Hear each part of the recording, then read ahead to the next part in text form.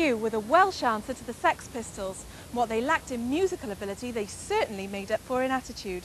We went to meet their former leader, Neil Crud.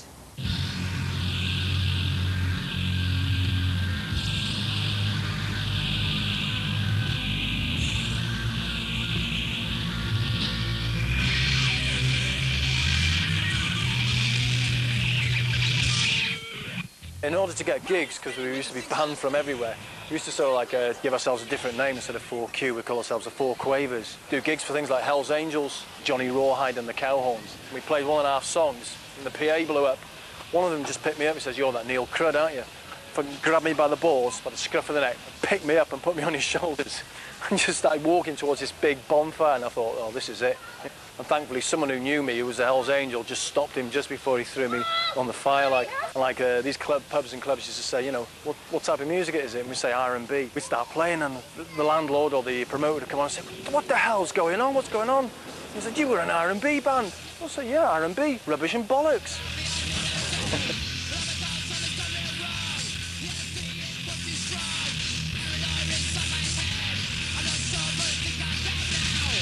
Used to do a fanzine called Crud. That's like Crud 6, Crud 7, Crud 8. And these were particularly notorious fanzines. It was sold throughout England and Wales. We were printing around about 5,000 copies. And we used to sell it at gigs in record shops and stuff like that. We used to get really pissed at concerts after selling it on the money we made from it, really. We sort of did things like a advert for matches. Be warm, be wise, be an arsonist. For 5p a go, you can keep yourself and the local fire brigade warm. It was all sorts of hassle.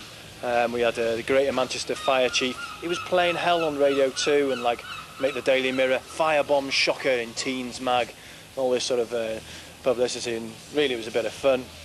Some parent wrote to a local MP, who was Geoffrey Dickens at the time. He sent it on to the Home Secretary at the time, who was Douglas Hurd, saying, you know, it was absolutely appalling, this magazine. And the local police sort of started raiding local record shops who were selling the magazine. I was doing a gig in Manchester at the time with 4Q, and I came home and I found the flat was tidy. And I couldn't suss out because I didn't have a cleaner or anything. So I went into the bedroom, and on the pillow was sort of a message from North Wales Police saying, "We've been round," sort of thing, and tidied up for you. This issue of Crud was taken away. To cut a long story short, I was charged on 3 counts under the Obscene Publications Act. In this day and age now, I mean, it's nothing, but in those days, you could get a 2-year prison sentence and a £2,000 fine, or both.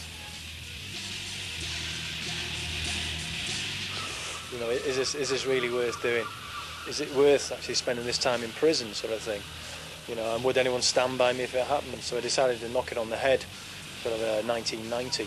We were on the stage that used to be over there on that dance floor, now derelict.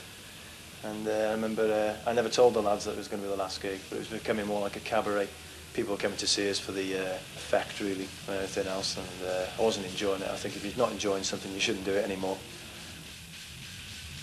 And I remember I threw my bass guitar down, stamped on it, snapped the neck, and walked off.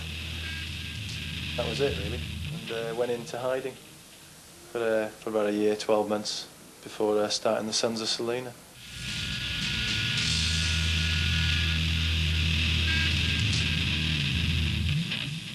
Then we started the Sons of Selena and released a single, got on Radio 1, and then Mr. Radcliffe was very good to give us a live session, which was quite an experience.